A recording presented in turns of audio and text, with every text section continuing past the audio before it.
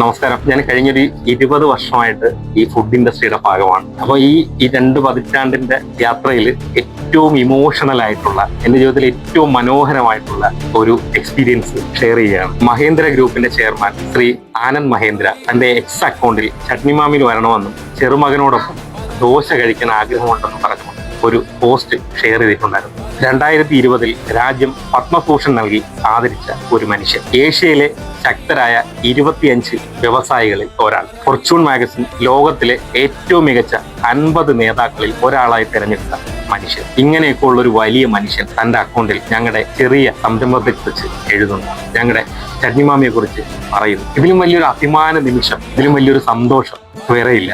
അപ്പൊ അത്രയേറെ മനോഹരമായ നിമിഷമാണ്, അത്രയേറെ മനോഹരമായ എക്സ്പീരിയൻസ് ആണ് ഷെയർ ചെയ്യുന്നത്. അത്രമേൽ സന്തോഷമുള്ള ഒരു ദിവസമാണ്. കൂടെ നിന്നവർക്കും ചേർത്ത് പിടിച്ചവർക്കും ഒക്കെ ഹൃദയം കൊണ്ട് നന്ദി.